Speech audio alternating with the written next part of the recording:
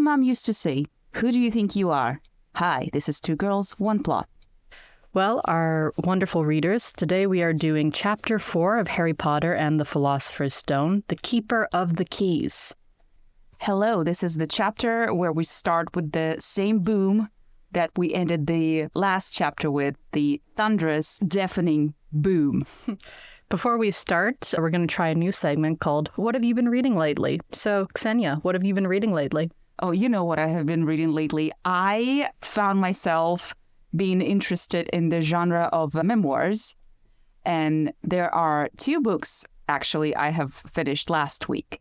One of them is called I'm Glad My Mother Died by Janet McCurdy, who you might know as Sam Puckett from the Nickelodeon show. What was the show called? iCarly. iCarly, yes, with Miranda Cosgrove. And later on, Sam and Cat with Janet McCurdy and Ariana Grande. And the next one that I read was by Michelle Zauner, and it's called Crying in H Mart. Both of those books are memoirs. Both of those women, in their memoirs, they go over their trauma of living through their mother's death. Now, Xenia, just for context, your mother also dead. Yes, my mother is also dead. Mm-hmm. I guess this what predetermined this exact choice for me, I guess. I have to say that one of those books I liked more than the other one. Both of them have quite interesting features to them, so to say. One of them is pure shock content. It's not written particularly well or interesting in terms of the language, the literal tricks, whatnot. It's just pure shock content. This is what makes it interesting. The other one is actually well written because Michelle Zauner actually has a degree in creative writing. So if you want to read a memoir about a dead mother, one of those books will be up your alley. So what have you read recently? Well, I will just say that was a great description, but what you did not do is say what is the title of the second book by Michelle. It is Crying in H Mart. Okay, there we go, just for our wonderful listeners. So I have been reading two things lately. As you know, I have decided in this late time in my life to start reading manga. We have not determined if it's manga or manga yet. It is supposed to be manga because it is a Japanese word. Okay, well, we'll see. I got two of them. I started with the very classic Death Note, and so far I cannot believe how much, the boy is so aggressively, 16, 17 usually. Something I appreciate about this is, a lot of authors, when they're like, oh, and my protagonist was 17, and they're, making decisions like an adult. This one is so much like a 17-year-old who's like, I'm clearly smarter than everyone else around. Oh, yeah. Yagami Light is such an incel. Yep. And the other one I'm reading, which is for fun. So we have a favorite bookstore, and we have a favorite worker at that bookstore. Hi, Anissa. Hi, Anissa.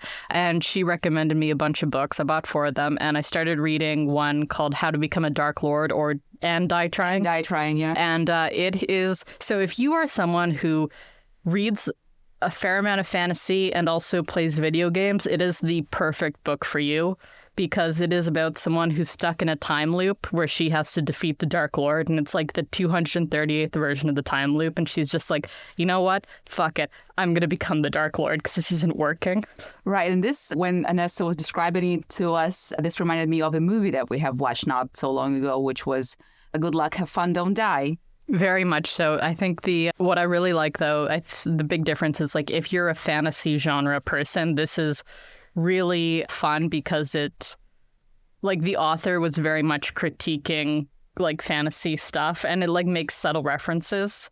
So, at one point, there's a feast, and the author, in the form of the protagonist, is describing the food, and she's like, George R.R. Martin could never with how good this food is, and that's a reference to the fact that George R.R. Martin puts a lot of detail in describing his food. So much that there are whole cookbooks. Exactly. So that's what I've been reading lately. And hey, if you want to hear more about our thoughts regarding what we've been reading lately outside of Harry Potter, you should listen to our sister podcast, Two Girls, One Plot, book review. Yeah, it's called Marketing. You should know that. You're a social media marketer. Oh, okay. I forgot about that. Sorry. Okay. Do you want me to give a synopsis? Yes, you're so much better at that. So this chapter is a relatively short chapter. It's 9 pages long, and it takes place in one room. We are still in the cabin or the shack on the island where there's a storm brewing, and Harry should have died of hypothermia but didn't because this is a children's book. Hagrid has pushed down the door and has come in to give Harry his letter and take him to get ready for Hogwarts. But he is shocked to find out that Harry doesn't know anything about magic, his parents, or the wizarding world in general. This causes the Dursleys to be probably the worst version of them we've ever seen, and we've seen some pretty worst versions. I can yeah. concur. There is a paragraph where I wrote, "What the fuck, Vernon?" Yeah. And they say, no, we're not going to allow this to happen. He should never be a wizard. And Hagrid, in response, tries to turn Dudley into a pig, but only manages to give him a pig's tail. Now, the other thing which happens in this chapter, which is important, is Hagrid explains how Harry's parents died. And with that, we learn for the first time about Lord Voldemort, he who must not be named. You know who. Mm-hmm. You know poo. And then Hagrid goes to sleep. And, well, everybody does. And finally, Harry gets an actual blanket, kind of, because... It's a jacket. Yeah, but it's Hagrid's jacket, so it must be a blanket, kind of. Well, it kind of... Blanket-sized? It must be either a king bed-sized blanket or like a whole tent. Mm-hmm. And that's where the chapter ends. So we're starting this chapter, as I've said before, with the same thunderous boom that we ended the last chapter with.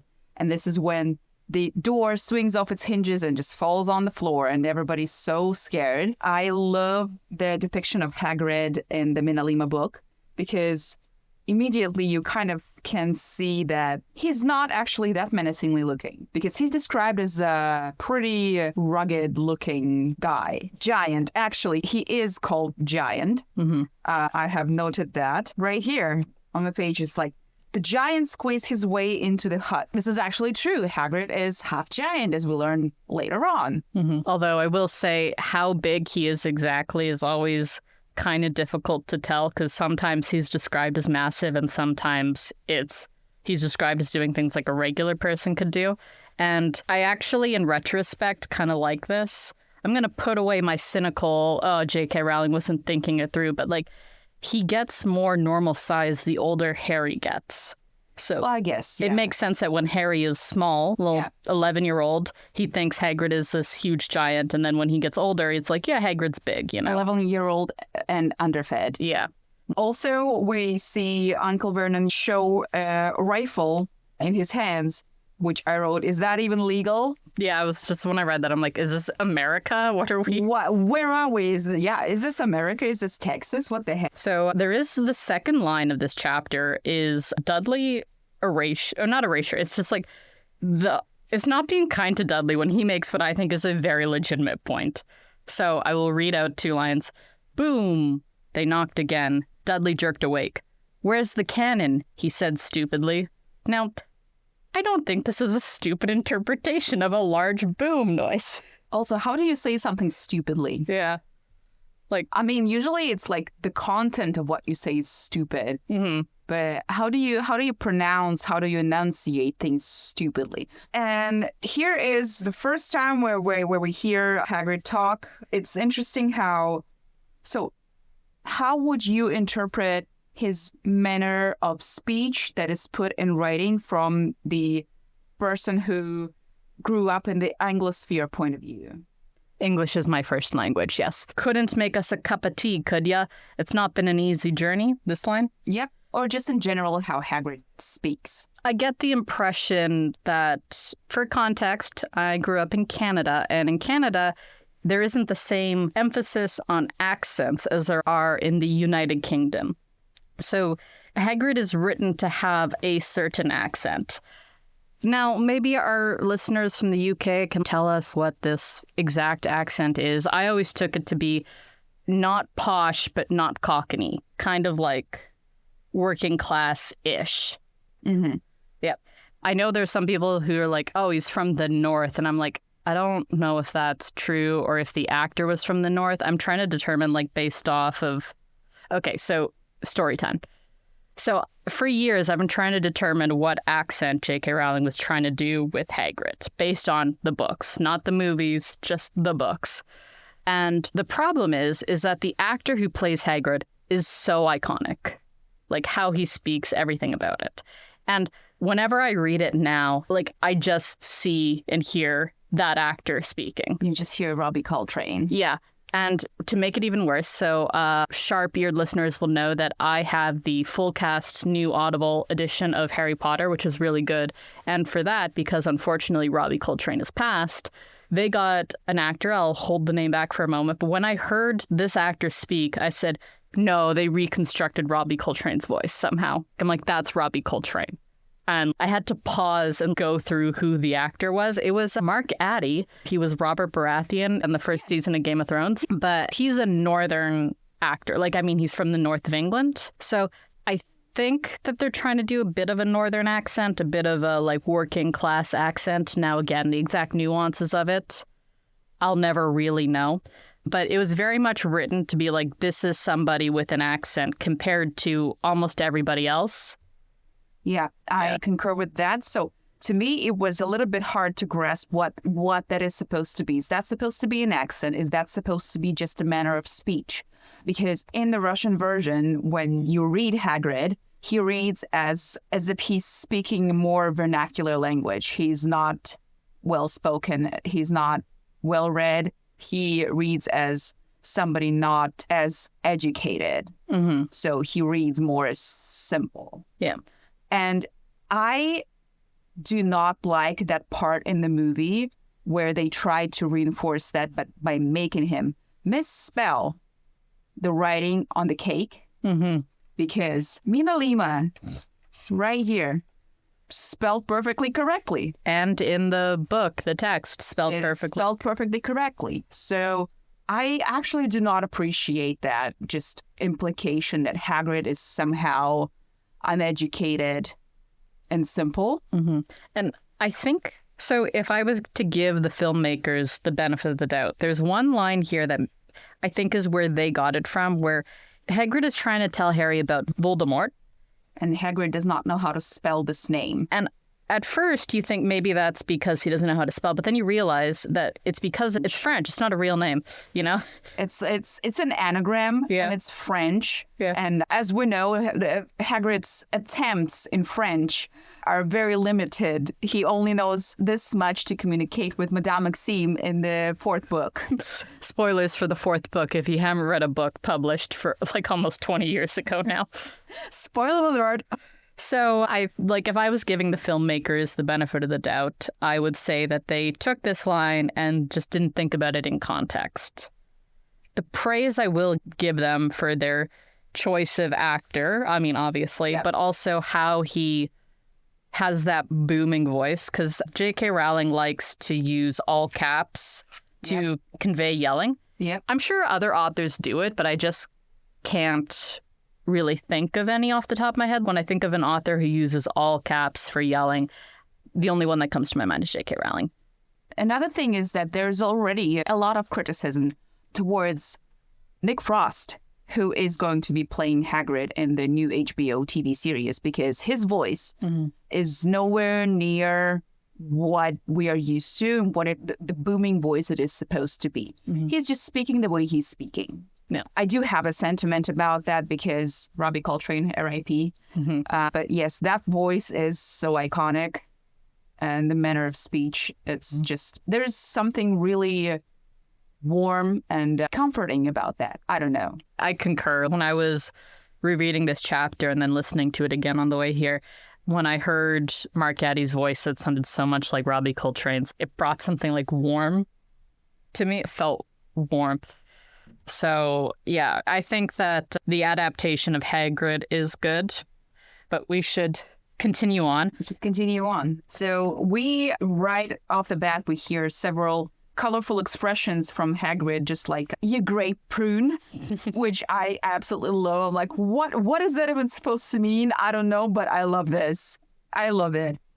So Hagrid gives Harry his birthday cake, and instead of saying thank you, Harry can't help but just ask, who are you? I really like how this is written, where he meant to say thank you, but the words got lost on the way to his mouth, and what he said instead was, "Who are you?" Yeah, I do like that too. I do really like the description of Hagrid's, is it an overcoat or what's it called? Like From the inside pocket of his black overcoat. Overcoat, yeah. Yes. So apparently there's this overcoat as mostly pockets.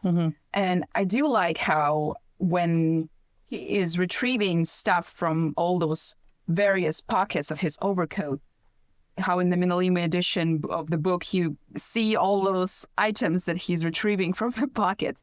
And what I wrote here in my note is, so for my non-Russian or maybe our Russian-speaking listeners, if there are any, so I'm going to start from really far away. There is a Russian TV show that is a knockoff Jeopardy. It's called Своя игра, which means like your own game. Same thing as Jeopardy. Some of the players who are continuously on those shows, they are famous. And so there is this one pretty famous. I'm not sure if he is an academic, but he is considered a very smart individual. His name is Anatoly Wasserman. And he is famous for wearing the same vest, which is mostly pockets everywhere. And so it has become a meme a very long time ago, back in the early to mid 2000s on the Russian internets, where the internet was still developing. And his vest as well became a meme because it is mostly pockets, and it's just a part of his wardrobe that he never parts with. So this is what it reminded me of. So is this like a fisherman's vest? Yes. Okay, yeah, I can see it in my mind's eye. Yeah, so I was thinking, so apparently Hagrid is wearing a coat and an overcoat. Am I reading this correctly? Because there's an overcoat, and then there is it's called overcoat in this instance, but then where he gives some item of his clothing to Harry, it is just called a coat in the end. Let me look at the end of the chapter. So I think she's referring to the same coat both times. So he took off his thick black coat and threw it to Harry. Yeah. So as an ESL, yeah, I would think that those are two different items of clothing. So I would concur, except so overcoats are not used as they are traditionally meant to be used, which is over another coat. I would, like, people now just have overcoats that are their only coat. It's a bit of fashion history for you if you want to go back into it there about the overcoat versus regular coat. But I think it's meant to be one coat. Yes. Okay, well, I can see that. Also, it's supposed to be black, and the iconic depiction in the movie, it's like dark brown or whatnot. Yeah. So to me, it's now hard to imagine it as a black coat. Yeah, likewise. You mentioned that in the Minalima version, there is the illustration of all the stuff in his coat. Yep. And as a kid and as an adult, I was like, I love the list of all the stuff in his coat because it like really it's like a subtle, this is a magic world. Yeah. Sort of place, especially, we'll jump a bit forward here, but he has an owl in his coat. Oh, yeah. Yeah. Also, there's a particular word that I don't know if I've ever heard anyone use in real life, which is squashy. It is a squashy pack of sausages. I am not sure what that means. I took it to mean it has been squashed. Okay. But I will concur with you that this is not a word that I think is used in real life. I think this word is also used to describe Uncle Vernon's face one chapter before Harry steps on it in an attempt to get the mail early in the morning. I think it's just the same word that is used there. We also have in this section the introduction of something which I did not pick up on as a kid, even though it was written very explicitly, which is Hagrid is likely an alcoholic. Oh, yeah. Yeah. Yeah. There's an amber liquid that he takes a swig off before starting to make tea. And he also says, what about tea? And also, if you have anything stronger, I wouldn't say no. Yeah. Yeah. This is something. Which I do have to wonder, is this like me being, I don't know, from a different generation or not British? Like, is this just what British people do? Well, to be fair, you come from a country of alcoholics. I know. But also it's not like when you are working around kids, like in school, you're not supposed to be projecting that image. We had a history teacher who would have a flask with him We knew it was cognac in there. Yeah. He was breaking lots of rules. He was breaking lots of rules. But yeah, we had lots and lots of doubt about this guy. We had so many wrong vibes from him. I'm going to keep an eye on this as we do our reread because I don't remember him being an alcoholic in the later books. But no, not. I don't think it's necessarily a description of alcoholism. Well, yeah. But most of trouble that he gets into is while he's having a drink. Yeah, but so I was thinking about that. So we have when he tells the stranger who's Professor Quirrell about Fluffy. Yes. What else? When he gets Norbert. Yeah, well, that's when he's doing that. That's the same. Yeah. Well, also sixth book when he drinks with Slughorn and Harry. I mean, to be fair, his pet spider had just died.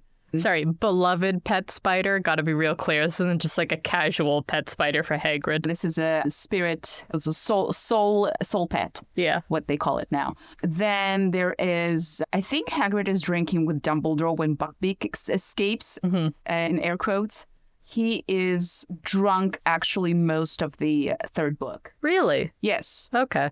Because of Buckbeak and the losing of the case. So that's what I remember without rereading. Yeah, we're going to keep an eye on this as we go through the reread because I did not catch this as a kid. I'm just oh, fun giant likes to have a drink. I do love how when the sausages are ready, Dudley's starting fidgeting and Vernon is oh, do not take anything from him, Dudley. And Hagrid says, oh, your great pudding of a son don't need fattening anymore, Dursley, don't worry.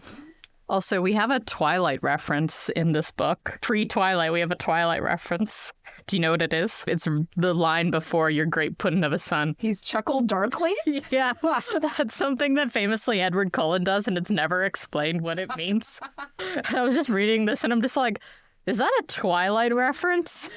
I know who you are. Say it out loud, vampire. And then finally, Harry has to be the adult in the room where he goes who are you? What's happening? And then Hagrid finds out that Harry knows nothing about magic or Hogwarts. Nothing at all.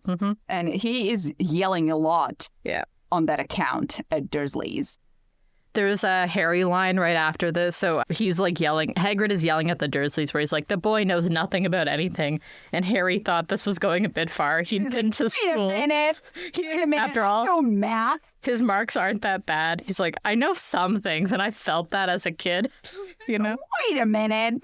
Yeah, but also Harry is apologizing profusely every single time he speaks to Harry. He's sorry. Who are you? Sorry. I don't know what. Sorry, I'm sorry. He's so polite. Oh my God, my heart breaks for him because growing up in such terrible conditions, he's still just absolutely the sweetest little boy, but also sassy though. And then Hagrid is you're famous. Your parents are famous. I'm going to tell you about this. And Uncle Vernon is stop, I forbid you. And Hagrid goes I don't know, if I was mean, I'd call it Karen mode, but he's just I can just imagine. So if you're a kid like Harry who's been abused and mistreated, and then you have this chapter where a literal giant, but a giant kind man comes and defends you and protects you from your bully who's also your guardian. Isn't that the dream come true? Actually, I do want to ask you something as a English first language. So when Hagrid yells at Vernon, Dursley, Uncle Vernon, who had gone very pale, whispered something that sounded like Mimblewimble.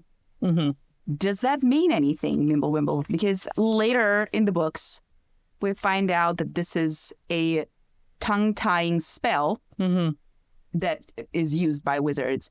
I don't know. Can it mean something in this connotation? I also looked it up. Google graciously told me that there is a encryption protocol named after that, but this is after the fact that this has been used in Harry Potter. So there is an internet encryption protocol called Mimblewimble now. But I don't know the source of that, or is that supposed to mean anything? And why would Vernon say something like that? So both when I first read it and when I reread it, I don't know where Mimblewimble came from, but I was thinking, so a lot of the first book of Harry Potter we've talked about before has a lot of inspiration from Ronald Dahl. and how he wrote kids' fiction. I want to apologize to our listeners because I've noticed while editing the other episodes that Nikki keeps on saying Ronald, where he is Roald. Oh, is he? Yes. Oh, okay. Sorry. Mr. Dahl. I'll call him that from now on. Okay. It's H, not N. Oh, wow. That's his parents were wrong. Okay. Roald Dahl, like there's a lot of that inspiration in the first book. And I think that this is an example of that, where it's making a very, like, what would be, if you read it straight, very threatening, dangerous situation into something kind of humorous. Mm-hmm. Kind of like a way to tell kids, like, this isn't real. I guess. Yeah. I mean, not in the sense like to take you out of like the suspended disbelief of the story, but to be like the violence here is not what you think it is. Not real violence, actually. Yeah. And one thing that I forgot to say is actually that Hagrid is the first ever person to tell Harry that he looks like his father and he has his mother's eyes. Yeah. I was like, oh my God, he's going to hear that so many times from now on. But Hagrid was first to say that ever. And we have another perfect Hagrid insult on this page. Ah, go boil your heads, both of ya. I love that. It's just such colorful British language. Our gentle listeners, I have a coworker bestie with whom we love exchanging all kinds of British memes, including Scottish, Irish, and English, because we absolutely love the accents. They're just amazing. And the colorful expressions that you can find there it's just something that brings me so much joy. And this is kind of like that. This is one of those expressions that just so joyous to me. I think, though, our listeners from the United Kingdom are going to be mildly upset that you call England, Scotland, and Ireland the British memes, including the Republic of Ireland. Including the Republic of Ireland! Okay, got it. Sorry, United Kingdom listeners. Anyway, so now we get we get two also huge moments in the Harry Potter universe here, where we get the line, Harry, you're a wizard. I'm a what? Mm-hmm. Which is very famous from the film, is somewhat anticlimactic in the book, and I think I like that a bit better because, well, it's, to be fair, Harry, you're a wizard. There was silence inside the hut. Only the sea and the whistling wind could be heard. So it's not entirely antithetical, but I think in the film, because they have like the music and the dramatic reading of the line. Yeah. You're a wizard, Harry. Mm-hmm. I'm a what? And then we have the letter, the thing that all 11-year-olds wanted, but few got. Oh, yeah. And then the Minalima edition, you can actually touch it, unfold it, and read it all together with the list of everything you need to attend the Hogwarts School of Witchcraft and Wizardry, which I absolutely love. All this effort that has been put in all those interactive pieces in the Minalima edition of books. It's great. It's great.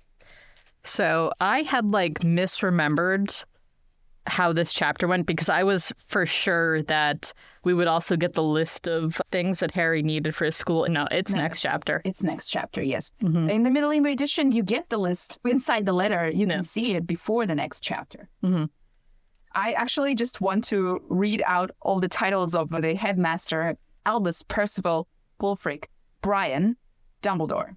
I wonder if Brian is a reference to The Life of Brian by the Monty Python. I wonder. But Headmaster Albus Dumbledore, Order of Merlin, First Class, Grand Sorcerer, Chief Warlock, Supreme Mugwump, International Confederation of Wizards. So something that's been on my mind is Order of Merlin, First Class. So I think this is the wizard equivalent of the highest civilian honor, which I believe is the Victorian Cross in the military. I will double check this later, and when editing, probably insert some lines. But the Order of, because we know Peter Pettigrew falsely gets the Order of Merlin. Third class, yeah. And then Cornelius Fudge quickly gives Severus, when he first helps turn in Sirius, the Order of Merlin's second class, and he notes that that's all he can do on such quick notice. Which makes me wonder, what's the procedure for getting an Order of Merlin? It seems that the Prime Minister can do whatever he wants, but also there seems to be some, bureaucratic restrictions, as he can maybe, getting first class, you have to, go to a committee and be okay, guys, I know this is the biggest deal, so here we go. Here we go. I've done this. Yeah. Also, this implies the existence of Merlin for the first time, which Yeah. which I believe is canon in Harry Potter, that Merlin was a thing, which also is interesting because that means King Arthur was a thing. Do you know a lot about the Arthurian legend? Not much. Okay, so the Arthurian legend is based on this idea that there was a king called Arthur. Now, he had a different name because this is like old English. And there's like different versions of the Arthurian legend, and it has come to symbolize this idea of like the beginning of what is now England.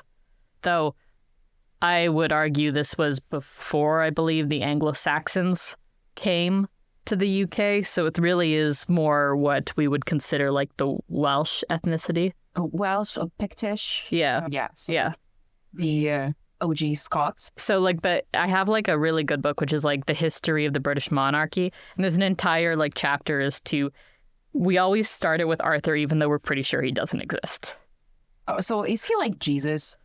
I'll steal a line to describe him. When I was in Cuba and I was trying to explain what Jose Marti is to my friend, for those of you who don't know, Jose Marti is somewhere between George Washington and Jesus for Cubans.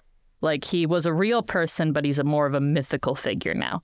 So I would use a similar description for King Arthur, that he's somewhere between George Washington and Jesus, with the caveat that we're pretty sure he didn't exist. All right. So the way that the name of Merlin is used later on in the books, it's like, it's almost like we throw in the oh my gods and Jesus Christ. So Merlin's beard. Merlin's balls. Merlin's left saggy butt cheek. There's, it's a figure of speech, but also like there has to be some kind of lore behind that in the wizarding world. Now, this might be, so I have a Russia question here, because when I was reading Master and Margarita, there's a very famous line there where like there's two neighbors disagreeing over something that needs to be done, and one of them says, "Who's going to do it? Pushkin?" Yeah. And I was told that that's kind of like saying, "Who's going to do it? Einstein?" Okay. Yeah. Yeah. He's going to do Gandalf. Yeah. So it is interesting where this is the moment where like if J.K. Rowling decided to write a wizarding history, like a detailed one, even if it meant like retconning some of the stuff established, I would really appreciate it, because I'm just like, was Arthur real then in this version?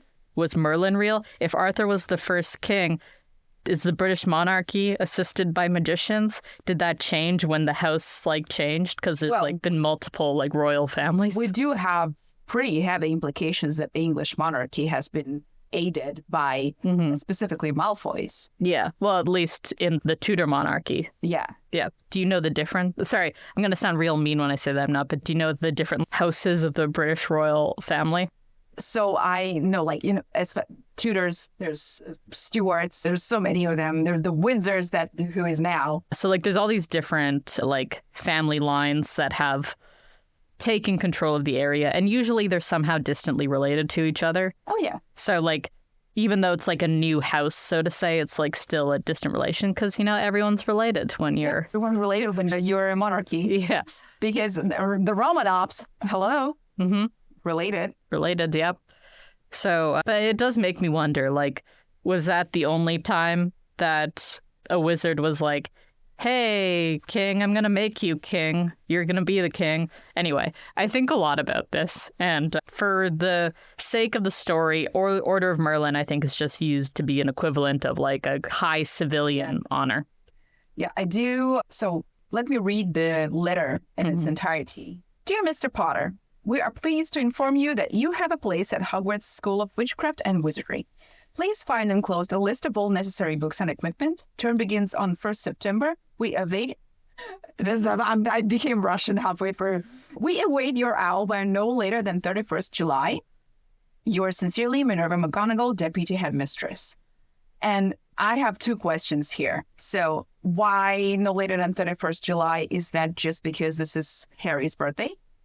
Or is that just a set time frame for every wizarding child to be accepted to school this year? I think it would be the latter, because even though they have magic, I presume they have to do some logistics work. I guess, yeah. And also, we do know, you brought it up when we were chatting earlier, that there are some families that choose to homeschool. So, yeah, this is the second question that I wanted to bring up. So, what if there is no owl sent in response to school? So, the magical child's parents do not send them off to school. So, what if? So, the only homeschooling example that we'd ever see in the Harry Potter books are the Gons. So both Merope and Morphin do not attend Hogwarts because of Marvolo's wild wizard supremacy take. So he does not want his children to attend school with blood traders and muggleborns. So both Merope and Morphin are homeschooled. And then this raises other questions like trace and so on, right? Because as we know that children are not allowed to perform magic outside of school while they are in school. So if you're not enrolled in a school, are you allowed to do magic? What is the logistics of that? No idea. And I think this chapter actually shows us a moment that was later retconned, because we have Petunia, in one of the moments where she is like the worst person ever, talk about how when Lily came home for holidays in the summer, she would perform magic at home. She would turn teacups into rats, which she shouldn't be allowed to do, which again, theorists, they say that this is probably she was able to do that because her house was in direct proximity to Snape's household, where there is an adult wizard, and so therefore Trace was not able to detect magic as performed by an underage wizard. We can never say if this is true or not, because we know that they lived in some proximity in the same town of Cookwood. We know that they house at the Spinner's End, where we find Snape living in the sixth book. Yeah. It's his childhood home. It's a very modest home. And I am not sure that the Evanses would live in the same proximity, like too close to that, but also we don't know how exactly Trace works in terms of, like, is there like a radius of its detection? So like, I have done a little bit of digging about the Trace. Sorry, for Scholar Xenia moment. So for our gentle listeners who have not read the books and don't know what the Trace is the magic that allows the Ministry of Magic to detect magic that is performed by underage wizards. The Trace stops working as soon as you are 17 years old, which is of age in Wizarding World, which, again, there's another question that comes out of that. So the Trace has been established or implemented according to Hogwarts Legacy in 1875. So even for the Gons, this would have already been implemented. So they would have Trace. When the Trace is placed is also a question. Maybe the Trace is placed upon a child as soon as they are enrolled in Hogwarts or they enter the school, like physically enter the school, because there has to be a source of this kind of magic. I know this is like the tinfoil hat theorist Xenia. That's me. I'm sorry, Scholar Xenia. Okay, tinfoil scholar. But yeah, so we know that there is the Book of Acceptance and the Quill that write down the names of children who are accepted or who are supposed to be able to enroll into the school. And those book and quill, they have to agree with each other in terms of whether the magic performed by the child is enough to be enrolled into Hogwarts. Sometimes there are cases like Neville, who, as we learn later, he was not put in the book immediately. Hagrid in this chapter says that Harry's name was in the books the moment he was born. Well, I don't know if he can actually know that, but he probably assumes that. But yes, so that means that Harry is a magical child. We also assume because Harry was doing uncontrolled magic, that before the moment you are enrolled at school and you're becoming a wizard in training, that there is no implications for accidental use of magic. So, and therefore, there probably is no trace. So at some point, the trace has to be put upon a wizarding child. Mayhaps when they all come into Hogwarts. That was my thinking. So if you don't come into Hogwarts, then it's not put onto the child.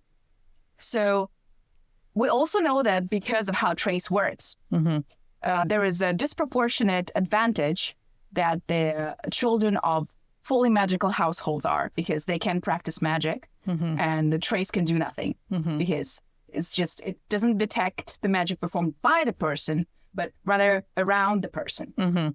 So because there is a residual magic in every magical household, the trace can do shit. So you don't know. The magical children who live in non-magical households and non-magical regions like Harry, they are at disadvantage because any magic performed nearby could be, as we see in the second book, spoiler alert, could be considered as performed by them. So where I was leading with that, I don't know. I think it's interesting. And like, if I'm not putting a lot of thought to it, I'm just like, J.K. Rowling didn't really know what she was thinking at first, because like, again, when she was writing this book, it wasn't set out to be a global phenomenon and have one of the most thought about magic systems in the world. That's true. Yeah, it was just a boy wizard.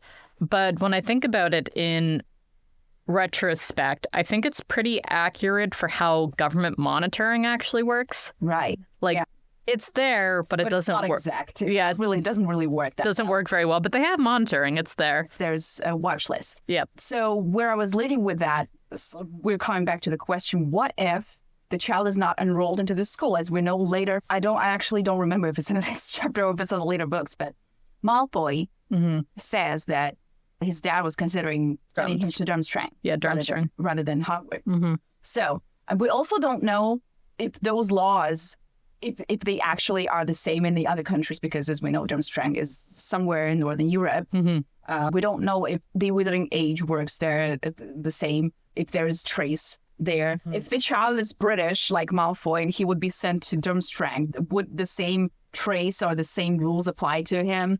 Who knows? I don't know. So I would think that there would be rules about kids who reside in the United Kingdom and Ireland. So then when would be the trace put onto them?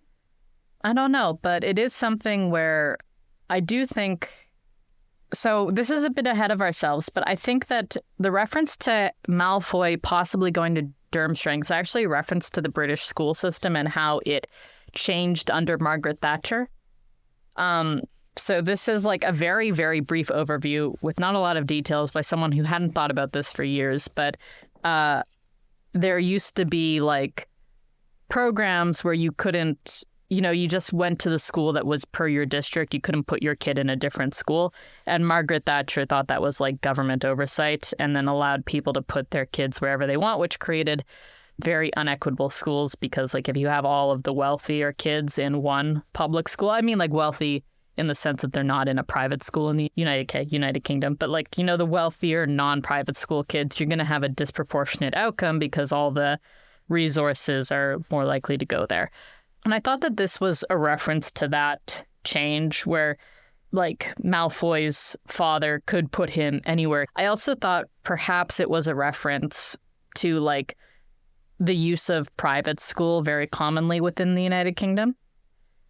So for context again, I'm from Canada, you're from Russia. Of course, we have private schools in Canada, but the school system is, like the public school system is perfectly good. If you're putting your kid into a private school, one of the main reasons is that they have some sort of learning disability and you want more attention for them. But in the UK, it's a different culture around it. Some kids just go to private school, and that's expected. So I do wonder if Malfoy saying, oh, my father didn't want me necessarily to go to Hogwarts was meant to imply that Hogwarts was more like a public school. But then it also doesn't work because it has the aesthetics of a Victorian private boarding school. That's just aesthetics because we don't see anybody actually paying for education at Hogwarts, which kind of puts it down as a public school. But all the materials then you have to get them. Yeah. Which kind of, it does remind me more of the Russian school system. Some of the textbooks were available from the library, and you were supposed to use them from the library, and then at the end of the year, bring them back. Some textbooks would not be available in the library, especially the English textbooks, because as I have told you previously, we had more English hours in my school than subsidized by the government. We had to pay extra for English, and also we had to source out our own English textbooks because they were not the approved curriculum. So, yeah, we had to do a lot of that. So we're getting a bit ahead of ourselves here. A good portion of Hagrid's explanation of the Wizarding World to Harry is actually held up by how his parents died. And I was thinking about that in retrospect. That does make sense that his big question is, well, how did they die if not a car crash? But I kind of look back, like as an adult, I would have loved to ask, what were my parents like?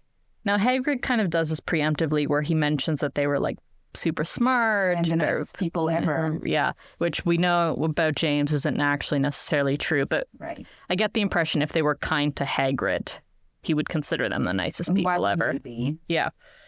So a lot of it is put towards describing how his parents died. And I actually was thinking about how this is described to an 11-year-old boy. And it's really well done because it takes a very complicated issue of the Wizarding War and it puts it down into terms that are both truthful and simple. Where Voldemort wanted power, and if people stood in his way, he would kill them horribly. And, that's really what it's about. Voldemort, how much he actually cares about blood purity is kind of questionable, especially considering he himself is not, and also a lot of his lieutenants. He did use that notion of blood purity as a tool to get to power. Yeah. And that's why and that people started resisting him. Again, also true, because people were not necessarily resisting him because they, as we know from the books, have a necessarily kinder view of Muggle-born wizards or Muggles in general, but because they thought that what he was doing, the murder, was bad. And then also why Voldemort went to kill Harry's parents. I think this is a very good explanation for both the reader and Harry at this time, because it doesn't bring up the prophecy, which we find out about later, but then why would Hagrid know about the prophecy? Well, nobody knows about the prophecy but Dumbledore and Snape. And even Trelawney, who delivered the prophecy, does not know about it. So it's a really good answer where he's saying, well, your parents were strong wizards, so maybe he wanted them to join and they wouldn't, or maybe he just decided to kill them anyway. It really sets up Voldemort as someone whose reaction to things is violence, and I thought that was really well done. And then also, he very clearly lays out the two reasons why this is notable. The first, that Harry didn't die, which itself is notable, and then also that in the attack, for some reason, Voldemort has disappeared. And this sets up really well for both the reader and Harry. The plot of the next 7 books is going to be related about what happened to Voldemort. Yeah. Because this is what pulls us through the entire time. What happened to him? Why did it happen? What was his intent? And, Harry, it ends with neither can live while the other survives. One has to die. Yep. So we get that here. So in a very, child-friendly explanation, we essentially get everything we need to know about what's going to happen for the plot in the next 7 books. Lord Voldemort wants power. Also, just a quick note, he's not called Lord Voldemort in this chapter. I wonder when that... Voldemort. Lord Voldemort wants power. People stand up to him. He reacts with violence. And for some reason, him and Harry are going to be linked for the rest of the books. And I also like how Hagrid practically called it. I'm going to read directly. Some say he died. Codswallop, in my opinion. Don't know if he had enough human left in him to die. And I'm called it. Yeah. Yep. Yeah, that's exactly what happened. But also, I do really want to highlight the reactions of both Petunia and Vernon to Hagrid talking to Harry about his origins and what's going on in general, what happened to him, and him going to the school. So Aunt Petunia has a lash out where she pours out all of her bitterness towards her sister, which we'll know from the later books is nothing more than jealousy. She was really jealous. You can actually see it here when she says, but for my mother and father, oh no, it was Lily this and Lily that. They were proud of having a witch in the family. And it's all like, oh, she didn't get enough attention. And then the next line, I think, is really telling. She stopped to draw a deep breath and then went ranting on. It seemed that she had been wanting to say this all for years. Yes, and it seems like that. It does. And what I do not really understand why she would use the expression of like she went and got herself blown up. It's a little confusing to me. I think it's like a victim blaming way to phrase it. I mean, more the phrasing of the blown up. Oh, yeah, because we know that the killing curse doesn't blow people up, but we know that when Voldemort tried to kill Harry, when the spell bounced off Harry, it essentially blew up part of the house. So one thinks that maybe all she knows of how her sister died is like this wizard came and then there was an explosion. You know, we don't know how much detail she was given and how she's interpreting that detail. No. Yeah. Yeah. And then Vernon, after all of the Hagrid's explanation, he goes on the worst passage we see of him in the whole book series. I hate him for that. Oh, yeah. After he said this, I was just like, oh, Harry should never see this guy again. Like, never, ever. Never, ever. Yeah. Do you want me to read it or do you want to? Please. Now you listen here, boy, he snarled. I'll accept there's something strange about you. Probably nothing a good beating wouldn't have cured. And as for all this about your parents, well, they were weirdos, no denying it, and all the world's better off without them, in my opinion. Asked for all they got, getting mixed up with these wizarding types. Just what I expected. Always knew they'd come to a sticky end. So again, this is, first of all, showing his true colors, how hateful and judgmental this person is. But again, there's the notion that you have been talking about before, that this kind of prejudice and just mental predisposition is a little bit unexplained because there's just so much. Those words are absolutely horrible and hateful. Victim blaming, and again, also mentioning physical abuse. World's better off without them, in my opinion. Yeah, the world's better God. off. I'm like, wow, Vernon, get fucked. I was talking about how maybe he's just like so supportive of his wife that her hatred became his hatred. Her hatred became his hatred, but I feel like it's too much for that. I think I mentioned this before. I feel like there was a missing character development bit here where it would have been great to have Vernon have like a family member or someone die from like a wizard accident. I agree. But yeah, so something that a good beating wouldn't have cured. And we'll also know that this doesn't work. Hello, Credence. Hello, Fantastic Beasts. Hello, Obscurus. Hello, all of that. But that was absolutely horrible, and I was so glad that Hagrid told him to shut up. There's a really great interaction that comes after this where Harry is like, I don't think I can be a wizard. And he's using his critical thinking where he's saying like, I've been clouded by Dudley. Clouded is British for being hit. And he's been bullied by Aunt Petunia and Uncle Vernon. And I think this is the first time where he identifies that what they've been doing is bullying him, which is a gentle word for it. I feel like it's interesting because in the Russian version, it is not translated as bullying. Let me find. So the word used in the Russian version is being inconvenienced by aunt and uncle. So it is not identified as bullying. That feels like a mistranslation. Yep, it is. But so it ends with this great line. If he'd once defeated the greatest sorcerer in the world, how come Dudley had always been able to kick him around like a football? And then, so it's like he's using critical thinking. Football. For gentle listeners, Senya keeps doing a Russian pronunciation of football where she goes, football. Yeah, because it's football. Football. It's football. Anyway. And then Hagrid goes, well, not a wizard, eh? Never made things happen when you were scared or angry. And then Harry goes like, oh yeah, I have. Things that have been unexplained. And it's a nice way to show this 11-year-old using his like critical thinking, but also that he's willing to accept new information when it comes to him that contradicts his like preconceived ideas.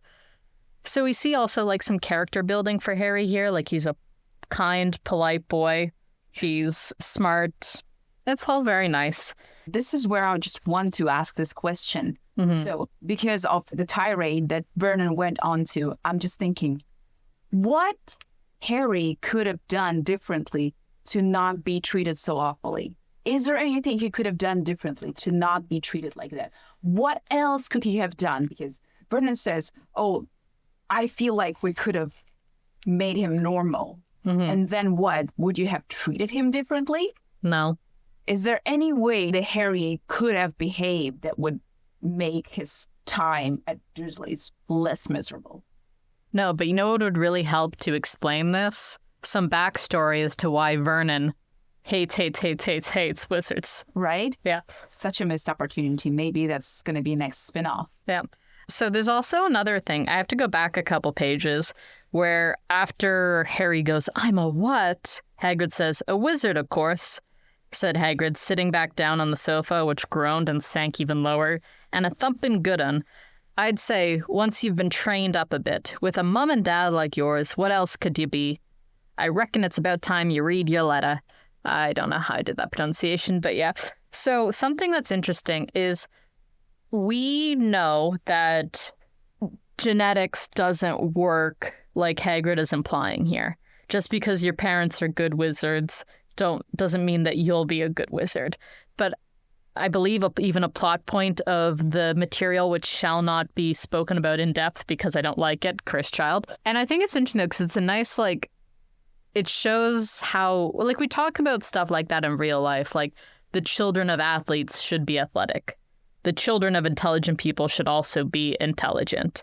And, like, that's just not how it works. Like, people are their own person and they come out the way they are. But I thought it was, from a story point of view, I think it helps make this chapter less scary because Harry's being introduced to this idea that he's something completely different. And then he's told, and you'll be good at it. Which, he's not terrible at magic at all. Most of the magic that he does, he's good at. I also like how the letter is addressed to the floor. And yeah, this is just you think it's funny, but, you know, exposure with our man. Yep. He should have died in the previous chapter. And then, so going back to where we're near the end of the chapter. Uncle Vernon says he's not going to go, and Hagrid says, nope. Well, I want to see you try and stop him, you big old muggle. And then we have the line that was burned into my mind when I read it. I am not paying for some crackpot old fool to teach him magic tricks, yelled Uncle Vernon. And what did he ask you to? The line in response that terrified me as a child, but also made you feel really safe, because it's Hagrid, who we know is the gentle giant, saying, but he had finally gone too far. Hagrid seized his umbrella and whirled it over his head. Never, he thundered, insult Albus Dumbledore in front of me. And you know he's extra angry because not only is it caps locks, but there's the, what's it called? The thing that ChatGPT uses all the time. M dash. The M dash. M dash. Yeah, the M dash between every single word. And then we get Dudley getting a pig's tail. Which is very artfully done in the Minilima edition. It's pretty cool. When I look at it as an adult, I'm like, oh, no. Hagrid, don't do that. Please don't do that. Don't turn this collateral damage kid into a pig and then also not do that properly. Because, like, later Dudley has to get it surgically removed. Yeah, which I guess nobody from the wizarding community ever found out that this happened. Does that mean that trace was still not applied to Harry then? Again, we're back to the trace. Because I'm trying to understand how it works. So if it's not physically applied, then when you cross a threshold of Hogwarts or whatnot, then it has to be tied to your date of birth then. And Harry just turned 11. So should have been working. But maybe since Hagrid has been given special permission to do magic, people in the ministry are aware that he's doing magic. But then the interesting discussion I found on Reddit about trace, there's an interesting discussion I found there. Is trace counting your age based on biology or chronology? Oh, yeah, because you're biologically, as we count age in the Western world, like when you're 7, you're actually closer to 8, but... So this was not the point that was made in the Reddit thread? Okay. That was made. The Reddit thread had deeper points. Yeah. As we know, as we're going to learn in the third book, spoiler alert, third book, Time Turner. Hermione must be 2 to 3 months older than she's supposed to be. Well, Harry too, but it's just extra 3 hours. Yep. But Hermione's supposed to be like maybe 2 to 3 months older.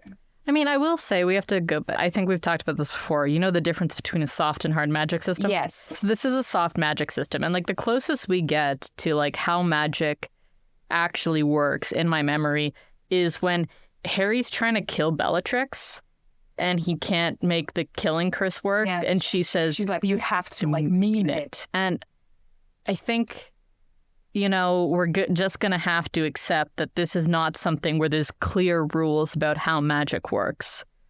True. But then also I have to bring up the age line. You remember from the fourth book. So the age line does not work with biology because the aging potion is aging you biologically. Fred and George got a little bit of that aging juice and tried to cross the age line. Didn't work. So it has to work with chronology. So is this like the same source of magic or whatnot? Because I can see the trace working strictly with the date of birth because otherwise it would have been too much work for the Ministry of Magic, which is... You're looking for actual logistics in something that's not... This is how my mind works. This is how all of our mind works. But if we're going to enjoy Harry Potter, we have to accept this is not a magic system with like a clear structure to it. I don't think it's much of a system, actually. Well, but it's like what you think magic is as a kid. Yeah, I guess. Yeah, like this idea of you have a wand and you do magic from it and you say a spell and the magic comes forth. Like, and then we'll learn that actually the wand is not necessary and then the spell itself is not really necessary. It all helps. Yeah. But it's not necessary. Yeah. So, like, I think we've been somewhat spoiled in the modern day with ideas of magic, which is very well thought out and detailed.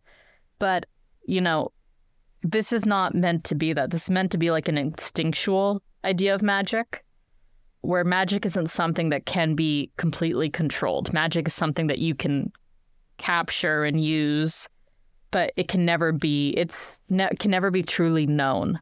Like, you think about it, I mean, spoiler alerts for the end of this book, but the reason why Harry doesn't die is because Lily uses some form of older magic to protect him. And this is not done on purpose, but it's very much acknowledged that there's some magics that we can't control or understand, but they interact with us. Yeah. Look, I'm with you. I like a detailed magic system, especially when you go to school to learn magic.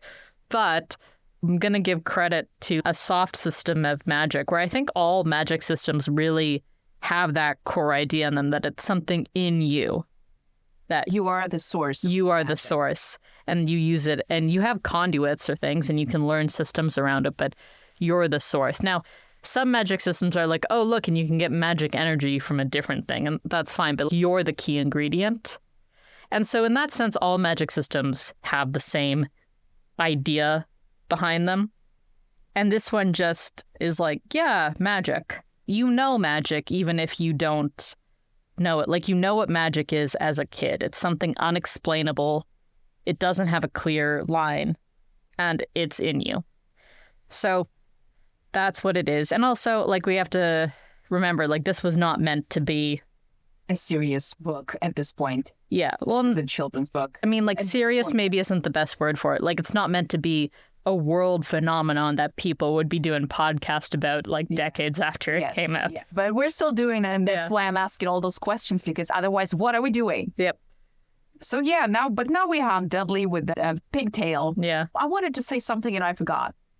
I really like that this begins the long, long history of Hagrid being like, oh, Harry, don't mention that I did. I shouldn't have said that, shouldn't have done that, shouldn't have lost my temper. Well, at least he understands that what he's done is wrong.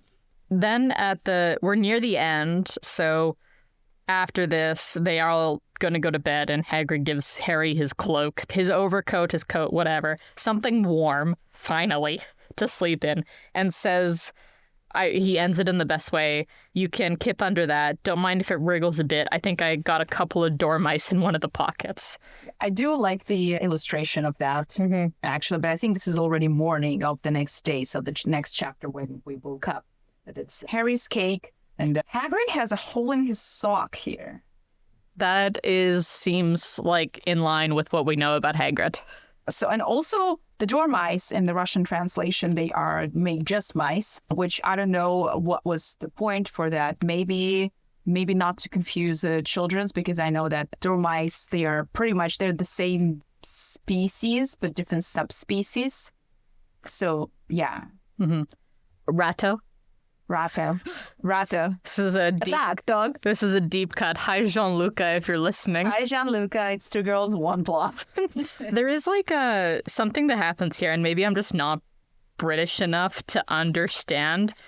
So Hagrid says that he's the keeper of grounds and keys of Hogwarts.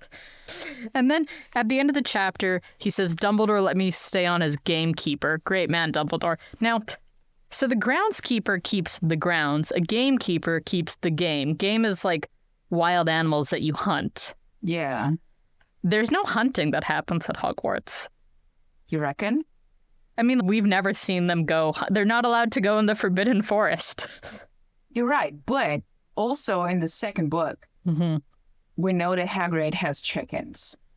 And like, I would understand gamekeeper more if he was already the professor of magical creatures. Because at that point, he was keeping creatures and breeding his own. Yes. Shadow Blast-ended Scroots. Well, also, it's been a very long time that he's been actually doing that, because the Thestral herd is the only domesticated herd of Thestrals in the whole Britain, if not in the world. But I would assume it takes time. Yeah. So I would accept that under groundskeeper. You know, he keeps the grounds, everything running. Keeps the keys. We're not really sure, again, what that means, because I never see him actually keeping keys. But, well, he keeps the key. He picks up the key from Gringotts and brings it to Dumbledore. But also, what good are keys in a school full of magical children who know the Alohomora? And then games. And this is just like, I'm like, this is not game. No one's hunting these animals. They're not, like, I don't know. Maybe this is, again, like a British thing that I'm not British enough to understand. Like, can you be a gamekeeper for like animals that aren't hunted, you know? Right. Yeah, I cannot tell you anything about that. I don't understand it either. Yep. And so I do want to also say this chapter, short as it is, it kind of explains why Hagrid is chosen for so many important jobs, even though he is maybe someone who drinks too much, maybe someone who isn't reliable, is that he is so very loyal. Like, yes. Like, you would never, ever in the books do I question Hagrid's loyalty. Like, there's other people where, like, especially when you get into the later books and they're more, like, nuanced characters, you wonder whether or not they'll do the right thing. I never question whether Hagrid will do the right thing. Well, maybe this is why there is this implied simplicity to him. So, like, I feel like from a character like that, you just expect a one-track mind. You don't think that somebody like Hagrid is capable of plotting something in their head.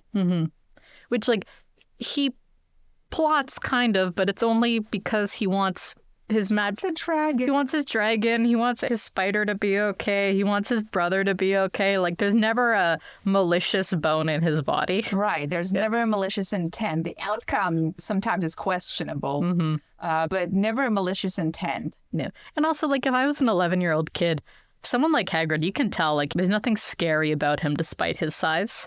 Right. Yeah. And I agree. Yeah. And I'm going to bring up the Minilima illustration. It just radiates this gentleness, which, again, I understand that the gentle giant is somewhat of a stereotype, but I do like its implication here. Yeah, there's another version of this in a great story called Ferdinand the Bull, Do you know it? No. It's like a kid's book, and it's about a bull who's just gentle, and the people who have him keep wanting to turn him into like a fighting bull, like the idea of like a Spanish fighting bull. Mm-hmm. And he's not, because he's just gentle. And I can't remember how it ends. And if it ends sadly, I don't want to know, because all I remember is like, it doesn't matter what you're like told to be. It matters what you are. And Ferdinand the Bull is gentle, and Hagrid is gentle. For some reason, it reminded me of a different Russian cartoon where a wolf steals a little calf and raises him for slaughter, but gets so attached that the calf thinks that this wolf is his mom. Oh. In the end, when the bull grows up and becomes a very strong, very big bull, he finally calls him dad. But in the beginning, he just does not understand the concept of that dad and only knows mom. The wolf is raising this calf because there are other animals in the forest who are also waiting for the little calf to grow and be eaten. But yeah, it just reminded me of that story. It's it just warms the heart, I guess. Yeah, and I think like gentle giant, also like simple giant is another trait where like the bigger you are, the stupider you are, which I wouldn't call Hagrid stupid per se. I would say that he sees the world in a clear way, and that clear way doesn't allow for inconvenient details. Yeah, I can see that. Let me put it this way. I wouldn't call him intelligent. I wouldn't call him stupid. I would call him the right man for this job in particular. Or just the right man. Yeah. I was wondering, though, because as our listeners may know, I enjoy the good Russian and Soviet novel. And Hagrid kind of reminded me of like a proletariat character, where, yeah, he's a bit of a drinking problem. And yeah, he's a little bit simple. But my goodness, doesn't he just do the right thing in a corrupt world? You know what Hagrid reminds me of? This is going to maybe come off a little bit wrong, but have you ever read Turgenev's Mumu? No, I haven't. So it's a book about a serf who is, he has some kind of mental development problem, and he's also mute. He can't speak. And this book is very famous for this serf being forced to unalive his dog. Oh. But this particular serf character, I don't know, Hagrid reminds me of him just because of how this character, he's quite big, he's very strong, and also very gentle. He didn't want to kill his dog. This was a direct order from the lady who owns him. Yeah, so that's a pretty sad book if you like dogs. But it's a classic. We read it in school. Because, Russian books aren't allowed to be happy. No, none of them. None of them. So that's the end of this chapter. So it is a relatively short chapter, but I think in looking at it as its place in the book, this is the one where the magical implication becomes explicit. So now we know, okay, we're in a magical world. We know what's going to be the big overreaching plot for the next 7 books. And we know that Harry will not, he has a protector now. He's no longer at the mercy of the Dursleys. And he is no longer alone. I think this is a very comforting thought for Harry and also for us as a reader. I feel like this is the thought that allows Harry to sleep soundly for maybe for the very first time in his life with Dursleys. It's a very well written book in the sense that it mimics the mind of a child very well. Like, as both a child reading it, as an adult rereading it, I'm like, oh yeah, that's how I thought at that age. And I think that that's it's a factor which is significantly related to the book's success, is that it's a book for kids, which is actually done in a way that mimics how kids think. And I think there's a lot of criticism of Harry Potter. We, of course, have our own criticisms of Harry Potter, like the writing, the plot, where it goes, that sort of thing. I think also amplified by its success. But something I want to give it credit for is that it very much, especially this is like her first book. Like, it's a really good kids book because it's not trying to talk to a child. It feels like it's another kid reading about another kid. I can see what you mean. Yes. And from the point of view of an adult now, I really appreciate that mindset too, because it does really bring you back. It does really bring you back to the time where you had no troubles, no care in the world. Or different troubles.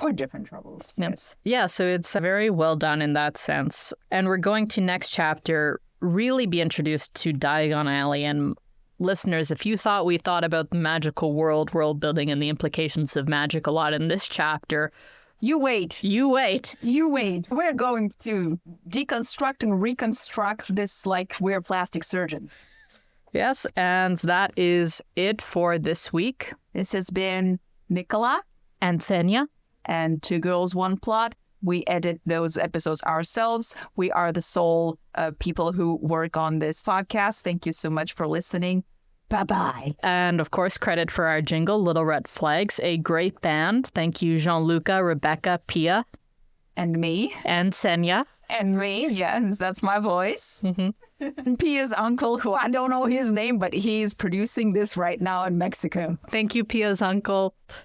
We'll see you guys all in our next episode where we get to visit Diagon Alley. Bye-bye.